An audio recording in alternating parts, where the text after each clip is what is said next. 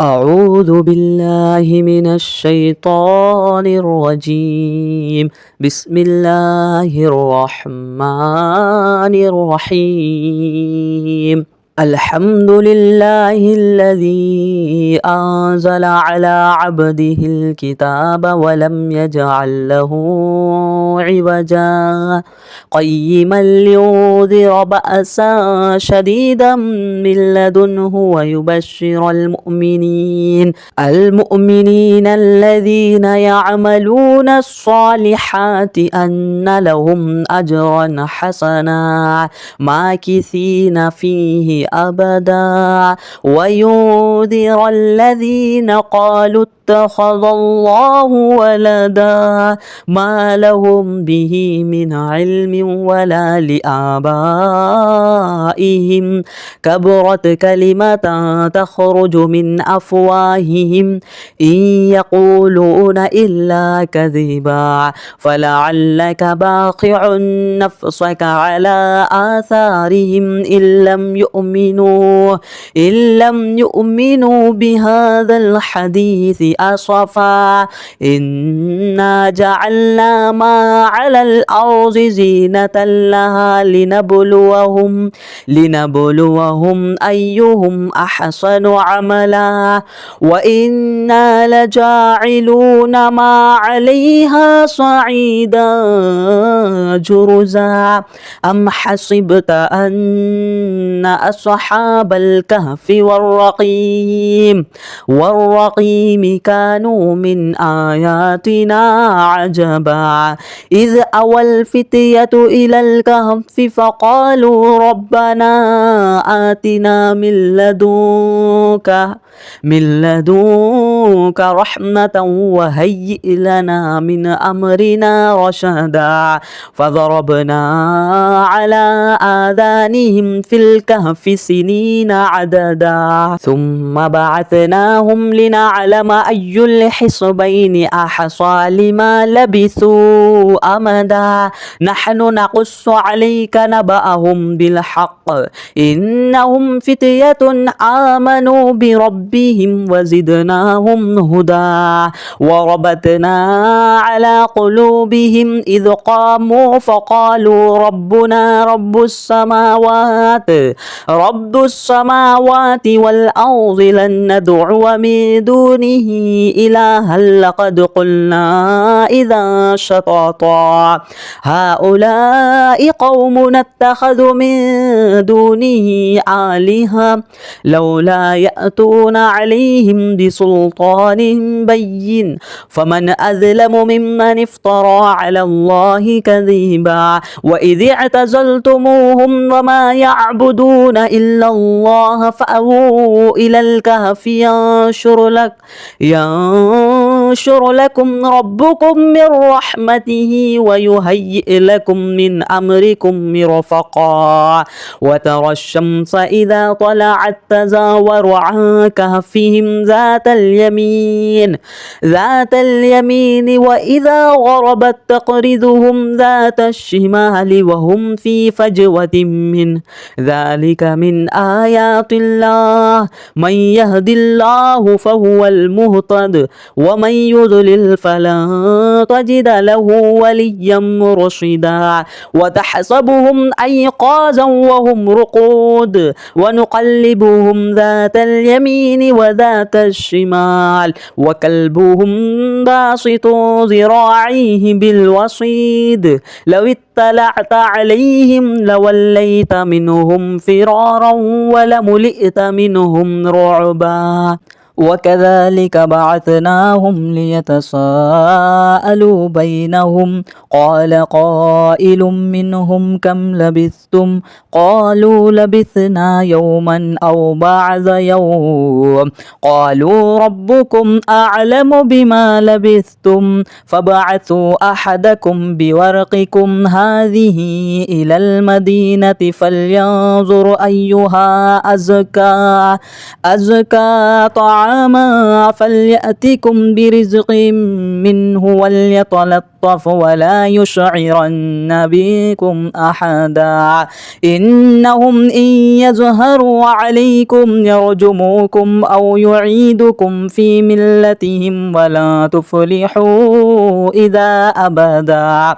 وكذلك أعثرنا عليهم ليعلموا أن وعد الله حق وأن الساعة لا ريب فيها إذ يتنازعون بينهم أمرهم فقالوا بنوا عليهم بنيانا ربهم أعلم بهم قال الذين غلبوا على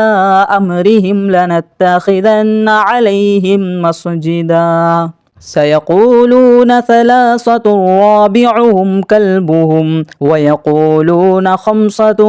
سادسهم كلبهم رجما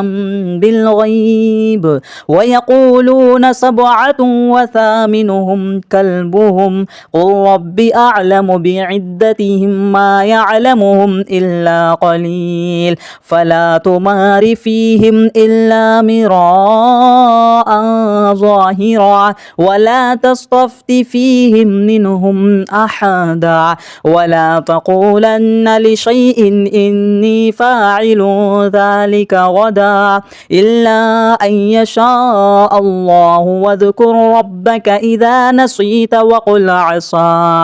وقل عسى أن يهديني ربي لأقرب من هذا رشدا ولبثوا في كهفهم 300 سنين وازدادوا 9 قل الله أعلم بما لبثوا له غيب السماوات والأرض أبصر به وأسمع ما لهم من دونه من ولي ولا يشرك في حكمه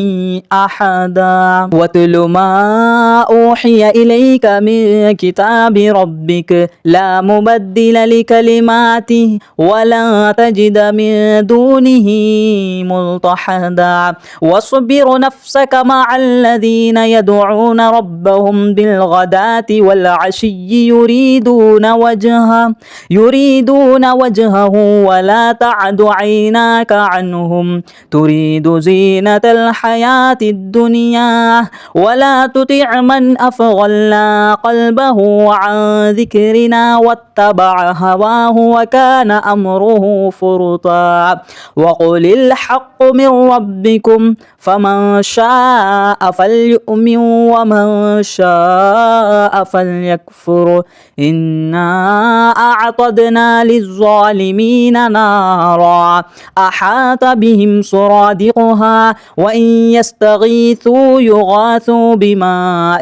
كالمهل يشوي الوجوه بئس الشراب وساءت مرتفقا إن الذين آمنوا وعملوا الصالحات إنا لا نضيع أجر من أحسن عملا أولئك لهم جنات عدن تجري من تحتهم الأنهار يحلون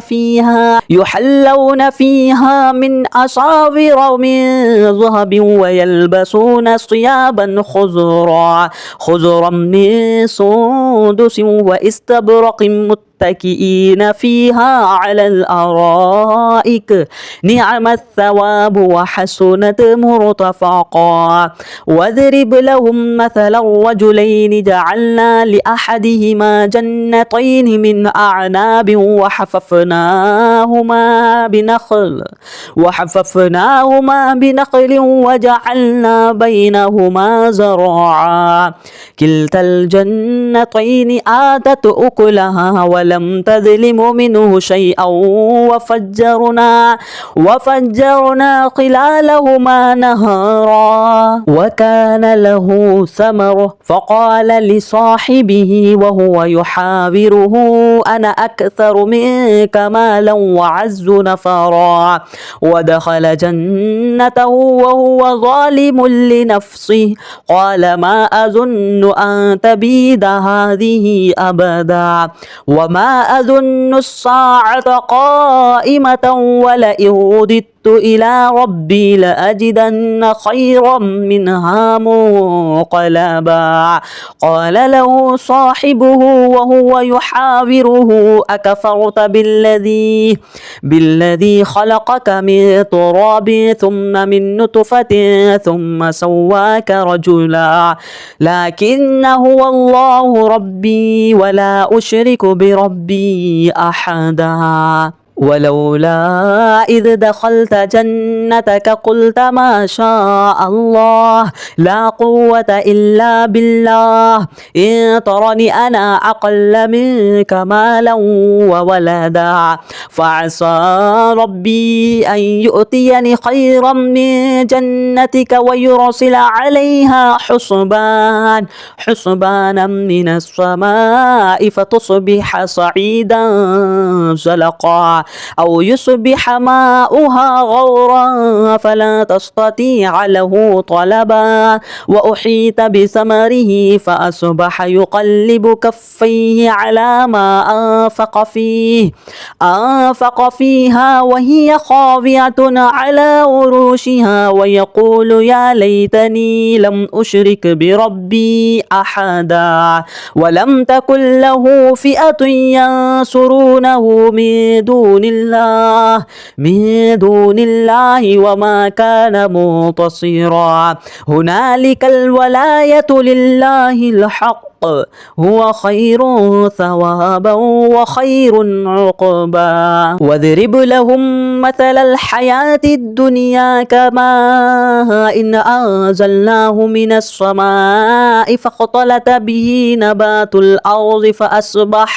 فأصبح هشيما تذروه الرياح وكان الله على كل شيء مقتدرا. المال والبنون زينة الحياة الدنيا والباقيات الصالحات خير عند ربك ثوابا وخير أملا. ويوم نسير الجبال وترى الأرض بارزة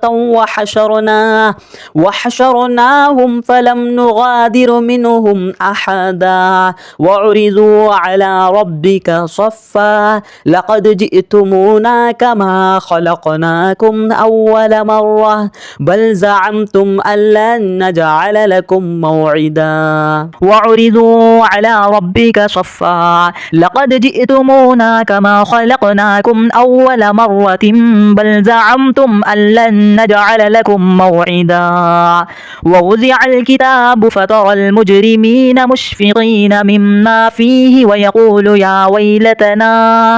ويلتنا ما لهذا الكتاب لا يغادر صغيرة ولا كبيرة إلا أحصاها ووجدوا ما عملوا حاضرا ولا يظلم ربك أحدا. وإذ قلنا للملائكة اسجدوا لآدم فسجدوا إلا إبليس كان من الجن ففسق عن أمر ربه أفتتخذونه وذريته أولياء من دوني وهم لكم عدو بئس للظالمين بدلا. ما أشهدتهم خلق السماوات والأرض ولا خلق أنفسهم وما كنت متخذ المضلين عضدا. ويوم يقول نادوا شركائي الذين زعمتم فادعوهم فلم يستجيبوا لهم وجعلنا بينهم موبقا. ورأى المجرمون الناس فظنوا أنهم مواقعها ولم يجدوا عنها مصرفا. ولقد صرفنا في هذا القرآن للناس من كل مثل وكان الإنسان أكثر شيء جدلا. وما منع الناس أن يؤمنوا إذ جاءهم الهدى يستغفروا ربهم إلا أن تأتيهم سنة الأولين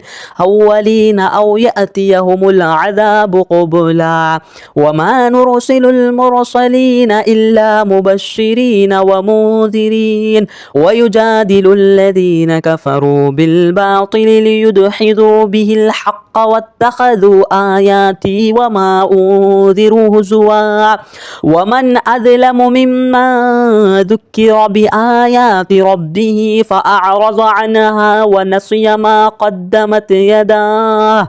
إنا جعلنا على قلوبهم أكنة أن يفقهوا وفي آذانهم وقرا وإن تدعهم إلى الهدى فلن يهتدوا إذا أبدا وربك الغفور ذو الرحمة لو يؤاخذهم بما كسبوا لعجل لهم العذاب بل لهم موعد لن يجدوا من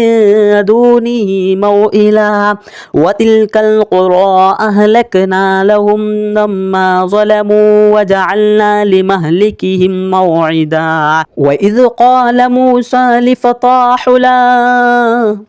وإذ قال موسى لفتاه لا أبرح حتى أبلغ مجمع البحرين أو أمضي حقبا فلما بلغ مجمع بينهما نسي حوطهما فاتخذ سبيله في البحر سرابا فلما جاوز قال لفتاه آتنا غداءنا لقد لقينا من سفرنا هذا نصبا قال أرأيت إذ أوينا إلى الصخرة فإني نسيت الحوت وما أنسانيه إلا الشيطان أن أذكره واتخذ سبيله في البحر عجبا قال ذلك ما كنا نبغي فارتد على آثارهما قصصا فوجد عبدا من عبادنا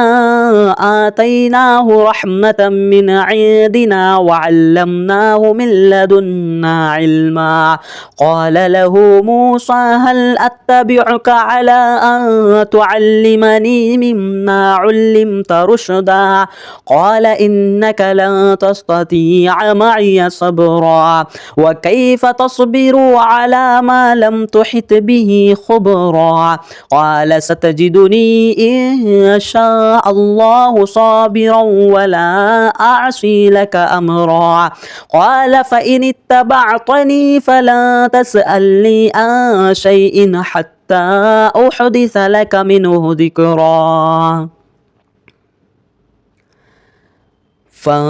فانطلقا حتى إذا ركب في السفينة خرقها قال أخرقتها لتغرق أهلها لقد جئت شيئا إمرا قال ألم أقل إنك لن تستطيع معي صبرا قال لا تؤاخذني بما نسيت ولا ترهقني من أمري عسرا فانطلقا حتى إذا لقي غلاما فقتله قال أقتلت نفسا زكية بغير نفس لقد جئت شيئا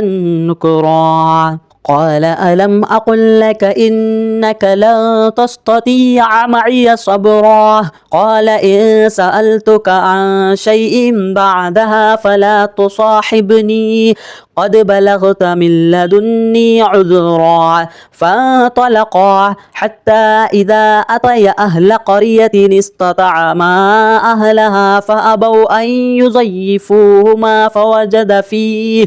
فوجد فيها جدارا يريد أن ينقض فأقامه قال لو شئت لاتخذت عليه أجرا قال هذا فراق بيني وبينك سأنبئك بتأويل ما لم تستطع عليه صبرا أما السفينة فكانت لمساكين يعملون في البحر فأرتدوا أن أعيبها وكان وراءهم ملك يأخذ كل سفينة غصبا وأما الغلام فكان أبواه مؤمنين فخشينا أن يرهقهما طغيانا وكفرا فأردنا أن يبدلهما ربهما خيرا منه زكاة وأقرب رحما وأما الجدار فكان لغلامين يتيمين في المدينة وكان تحته كنز لهما وكان أبوهما صالحا فأراد ربك أن يبلغ أشدهما ويستخرج كنزهما رحمة من ربك وما فعلته عن أمري ذلك تأويل ما لم تستطع عليه صبرا ويسألونك عن ذي القرنين قل سألت عليكم منه ذكرا إنا مكنا له في الأرض وآتيناه من كل شيء سببا فأتبع سببا حتى إذا بلغ مغرب الشمس وجدها تغرب في عين حمئة ووجد عندها قوما قلنا يا ذا القرنين إما أن تعذب وإما أن تتخذ فيهم حسنا قال أما من ظلم فسوف نعذبه ثم يرد إلى ربه فيعذبه عذابا نكرا وأما من آمن وعمل صالحا فله جزاء الحسنى وسنقول له من أمرنا يسرا ثم أتبع سببا حتى إذا بلغ مطلع الشمس وجدها تطلع على قوم لم نجعل لهم من دونها سترا كذلك وقد أحطنا بما لديه خبرا ثم أتبع سببا حتى إذا بلغ بين السدين وجد من دونهما قوما لا يكادون يفقهون قولا قالوا يا ذا القرنين إنا يأجوج ومأجوج مفسدون في الأرض فهل نجعل لك خرجا على أن تجعل بينهما وبينهم سدا قال ما مكني فيه ربي خير فأعينوني بقوة أجعل بينكم وبينهم ردما آتوني زبر الحديد حتى إذا ساوى بين الصدفين قال انفخوه حتى إذا جعله نارا قال آتوني أفرغ عليه قطرا فما استطاعوا أن يظهروه وما استطاعوا له نقبا قال هذا رحمة من ربي فإذا جاء وعد ربي جعله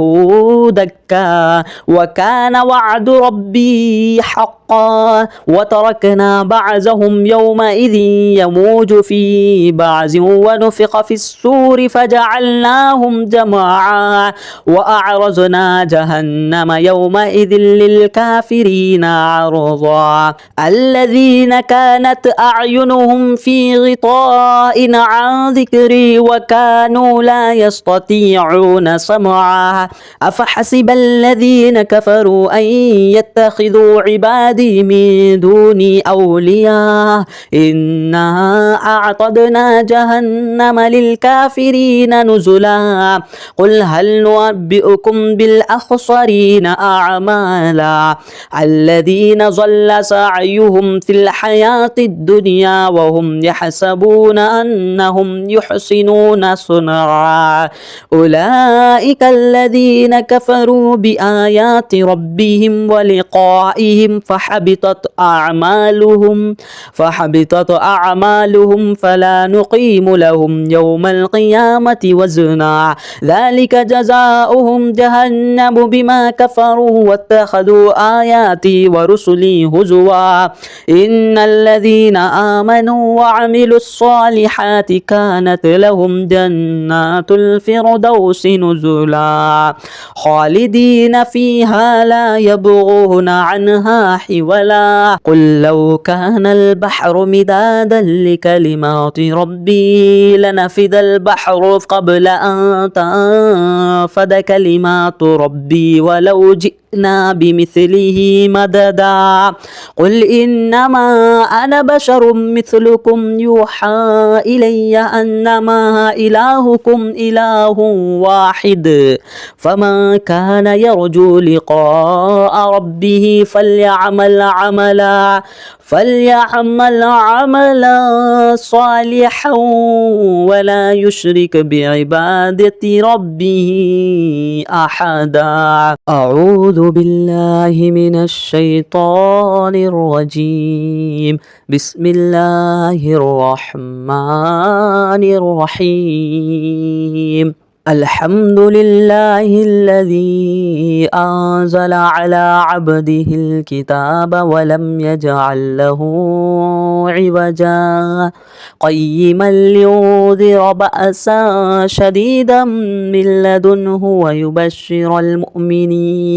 المؤمنين الذين يعملون الصالحات أن لهم أجرا حسنا ماكثين فيه أبدا وينذر الذين قالوا اتخذ الله ولدا ما لهم به من علم ولا لآبائهم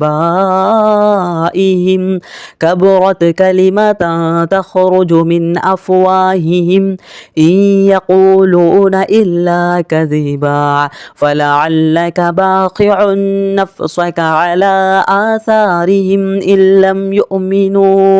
إن لم يؤمنوا بهذا الحديث أسفا إنا جعلنا ما على الأرض زينة لها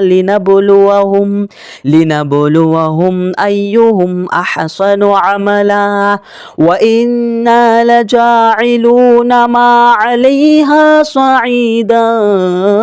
جرزا أم حسبت أن أصحاب الكهف والرقيم كانوا من آياتنا عجبا إذ أوى الفتية إلى الكهف فقالوا ربنا آتنا من لدنك رحمة وهيئ لنا من أمرنا رشدا فضربنا على آذانهم في الكهف سنين عددا ثم بعثناهم لنعلم أي الحزبين أحصى لما لبثوا أمدا نحن نقص عليك نبأهم بالحق إنهم فتية آمنوا بربهم وزدناهم هدى وربطنا على قلوبهم إذ قاموا فقالوا ربنا رب السماوات والأرض لن ندعو من دونه إلها لقد قلنا إذا شططا هؤلاء قوم اتخذوا من دونه آلهة لولا يأتون عليهم بسلطان بين فمن أظلم ممن افترى على الله كذبا وإذ اعتزلتموهم وما يعبدون إلا الله فأووا إلى الكهف ينشر لكم ربكم من رحمته ويهيئ لكم من أمركم مرفقا وترى الشمس إذا طلعت تزاور عن كهفهم ذات اليمين وإذا غربت تقرضهم ذات الشمال وهم في فجوة منه ذلك من آيات الله من يهد الله فهو المهتد ومن يضلل فلن تجد له وليا مرشدا وتحسبهم أيقاظا وهم رقود ونقلبهم ذات اليمين وذات الشمال وكلبهم باسط ذراعيه بالوصيد لو اطلعت عليهم لوليت منهم فرارا ولملئت منهم رعبا وكذلك بعثناهم ليتساءلوا بينهم قال قائل منهم كم لبثتم قالوا لبثنا يوما أو بعض يوم قالوا ربكم أعلم بما لبثتم فابعثوا أحدكم بورقكم هذه إلى المدينة فلينظر أيها أزكى طعاما فليأتكم برزق منه وليتلطف ولا يشعرن بكم أحدا إنهم إن يظهروا عليكم يرجموكم أو يعيدكم في ملتهم ولا تفلحوا إذا أبدا وكذلك أعثرنا عليهم ليعلموا أن وعد الله حق وأن الساعة لا ريب فيها إذ يتنازعون بينهم أمرهم فقالوا بنوا عليهم بنيانا ربهم أعلم بهم قال الذين غلبوا على أمرهم لنتخذن عليهم مسجدا سيقولون ثلاثة رابعهم كلبهم ويقولون خمسة سادسهم كلبهم رجما بالغيب ويقولون سبعة وثامنهم كلبهم قل رب أعلم بعدتهم ما يعلمهم إلا قليل فلا تمار فيهم إلا مراء ظاهرا ولا تستفت فيهم منهم أحدا ولا تقولن لشيء إني فاعل ذلك غدا إلا أن يشاء الله واذكر ربك إذا نسيت وقل عسى أن يهديني ربي لأقرب من هذا رشدا ولبثوا في كهفهم 300 سنين وازدادوا 9 قل الله أعلم بما لبثوا له غيب السماوات والأرض أبصر به وأسمع ما لهم من دونه من ولي ولا يشرك في حكمه أحدا واتل ما أوحي إليك من كتاب ربك لا مبدل لكلماته ولا تجد من دونه ملتحدا واصبر نفسك مع الذين يدعون ربهم بالغداة والعشي يريدون وجهه ولا تعد عيناك عنهم تريد زينة الحياة الدنيا ولا تطع من أفغلنا قلبه عن ذكرنا واتبع هواه وكان أمره فرطا وقل الحق من ربكم فمن شاء فليؤمن ومن شاء فليكفر إنا أعتدنا للظالمين نارا أحاط بهم سرادقها وإن يستغيثوا يغاثوا بماء كالمهل يشوي الوجوه بئس الشراب وساءت مرتفقا إن الذين آمنوا وعملوا الصالحات إنا لا نضيع أجر من أحسن عملا أولئك لهم جنات عدن تجري من تحتهم الأنهار يحلون فيها من أساور من ذهب ويلبسون ثيابا خضرا من سندس واستبرق متكئين فيها على الأرائك نعم الثواب وحسنت مرتفقا واضرب لهم مثل الرجلين جعلنا لأحدهما جنتين من أعناب وحففناهما بنخل وجعلنا بينهما زرعا كلتا الجنتين آتت أكلها ولم تظلم منه شيئا وفجرنا خلالهما نهرا وكان له ثمر فقال لصاحبه وهو يحاوره أنا أكثر منك مالا وعز نفرا ودخل جنته وهو ظالم لنفسه قال ما أظن أن تبيد هذه أبدا وما أظن الساعة قائمة ولئن رددت إلى ربي لأجدن خيرا منها منقلبا قال له صاحبه وهو يحاوره أكفرت بالذي خلقك من تراب ثم من نطفة ثم سواك رجلا لكن هو الله ربي ولا أشرك بربي أحدا ولولا إذ دخلت جنتك قلت ما شاء الله لا قوة إلا بالله إن ترني أنا أقل منك مالا وولدا فعسى ربي أن يؤتيني خيرا من جنتك ويرسل عليها حسبانا من السماء فتصبح صعيدا زلقا أو يصبح ماؤها غورا فلا تستطيع له طلبا وأحيط بثمره فأصبح يقلب كفيه على ما أنفق فيها وهي خاوية على عروشها ويقول يا ليتني لم أشرك بربي أحدا ولم تكن له فئة ينصرونه من دون الله وما كان منتصرا هنالك الولاية لله الحق هو خير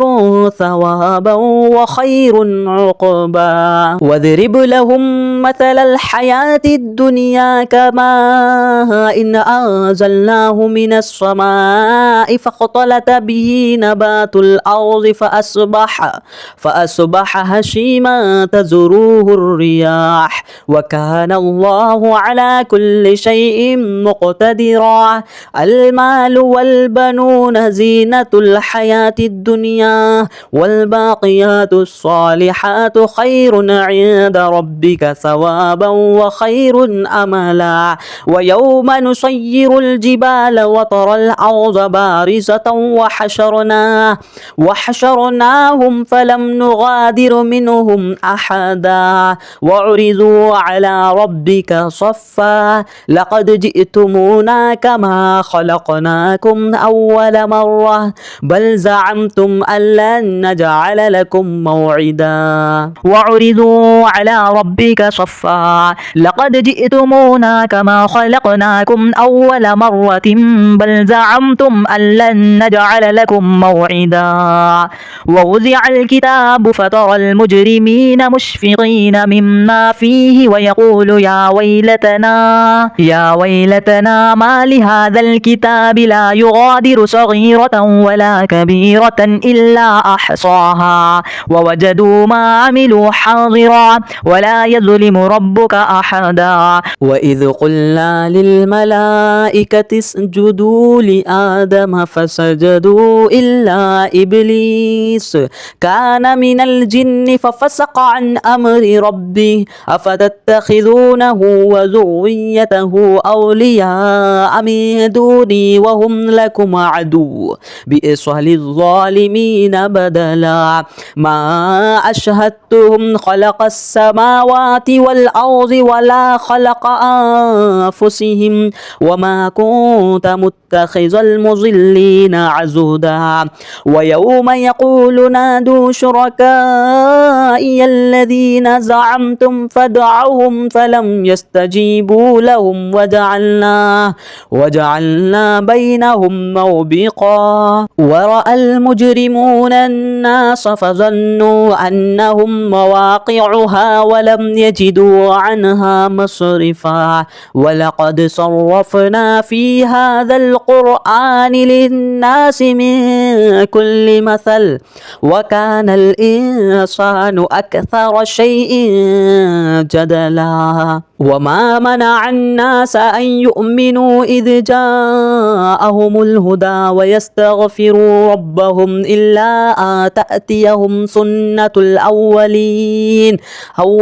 أو يأتيهم العذاب قبلا وما نرسل المرسلين إلا مبشرين ومنذرين ويجادل الذين كفروا بالباطل ليدحضوا به الحق واتخذوا آياتي وما أنذروا هزوا ومن أظلم ممن ذكر بآيات ربه فأعرض عنها ونسي ما قدمت يداه إنا جعلنا على قلوبهم أكنة أن يفقهوا وفي آذانهم وقرا وإن تدعهم إلى الهدى فلن يهتدوا إذا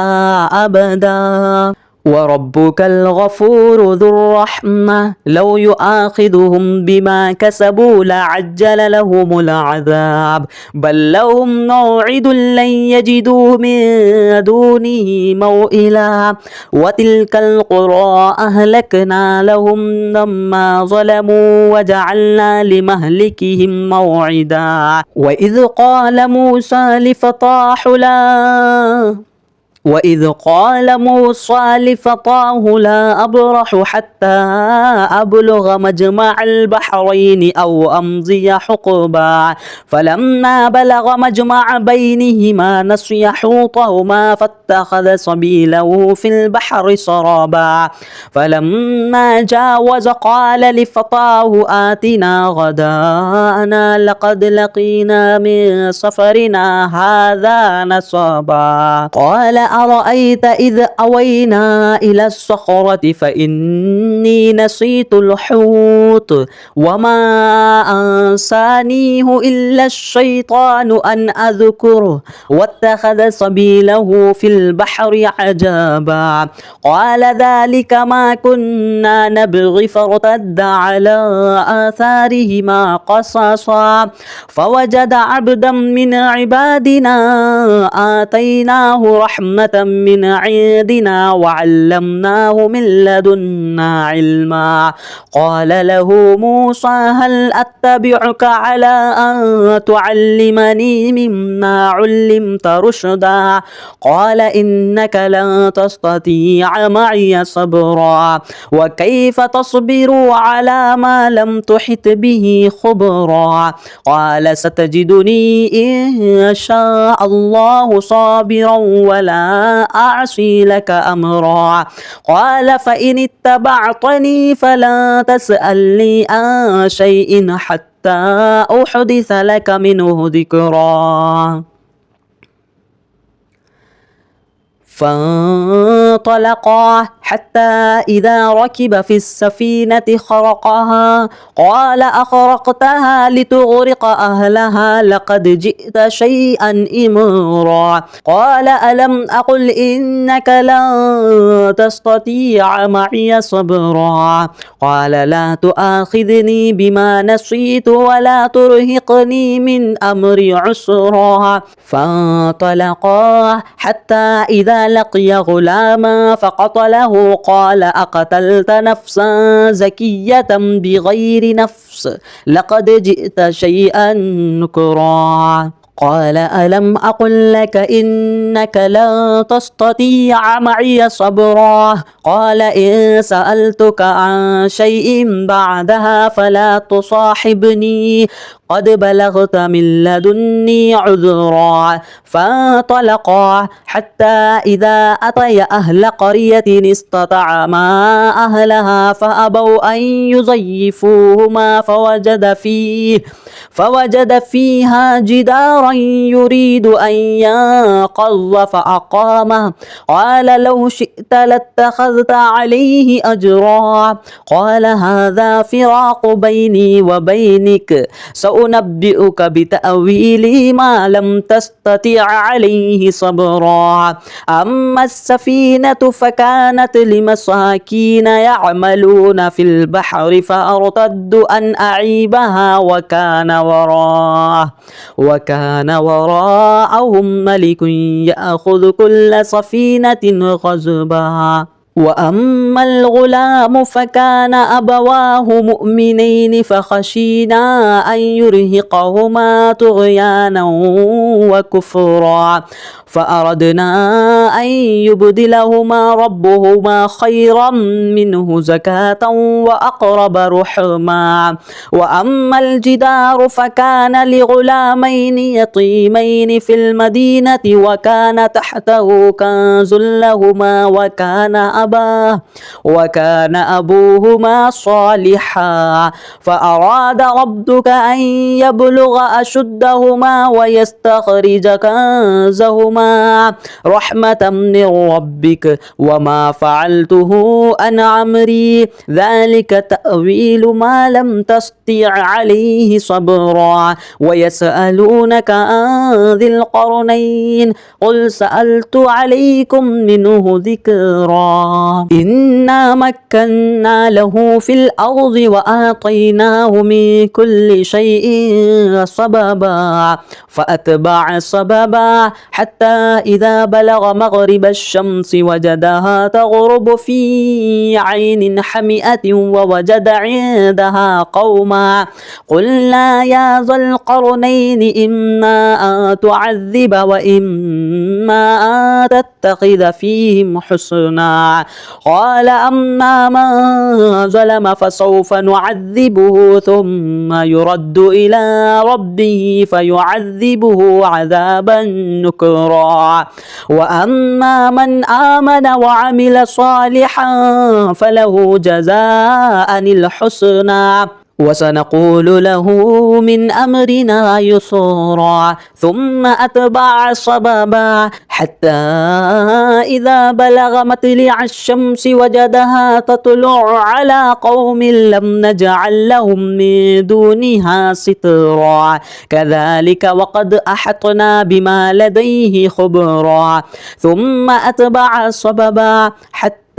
إذا بلغ بين السدين وجد من دونهما قوما لا يكادون يفقهون قولا قالوا يا ذا القرنين إنا يأجوج ومأجوج مفسدون في الأرض فهل نجعل لك خرجا على أن تجعل بينهما وبينهم سدا قال ما مكني فيه ربي خير فأعينوني بقوة أجعل بينكم وبينهم ردما آتوني زبر الحديد حتى إذا ساوى بين الصدفين قال انفخوه حتى إذا جعله نارا قال آتوني أفرغ عليه قطرا فما استطاعوا أن يظهروه وما استطاعوا له نقبا قال هذا رحمة من ربي فإذا جاء وعد ربي جعله دكا دكا وكان وعد ربي حقا وتركنا بعضهم يومئذ يموج في بعض ونفخ في السور فجعلناهم جماعا وأعرضنا جهنم يومئذ للكافرين عرضا الذين كانت أعينهم في غطاء عن ذكري وكانوا لا يستطيعون سمعا أفحسب الذين كفروا أن يتخذوا عبادي من دوني أولياء إنا أعتدنا جهنم للكافرين نزلا قل هل ننبئكم بالأخسرين أعمالا الذين ضل سعيهم في الحياة الدنيا وهم يحسبون أنهم يحسنون صنعا أولئك الذين كفروا بآيات ربهم ولقائهم فحبطت أعمالهم فلا نقيم لهم يوم القيامة وزنا ذلك جزاؤهم جهنم بما كفروا واتخذوا آياتي ورسلي هزوا إن الذين آمنوا وعملوا الصالحات كانت لهم جنات الفردوس نزلا خالدين فيها لا يبغون عنها حولا قل لو كان البحر مدادا لكلمات ربي لنفد البحر قبل أن تنفد كلمات ربي ولو جئنا بمثله مددا قل إنما أنا بشر مثلكم يوحى إلي أنما إلهكم إله واحد فمن كان يرجو لقاء ربه فليعمل عملا صالحا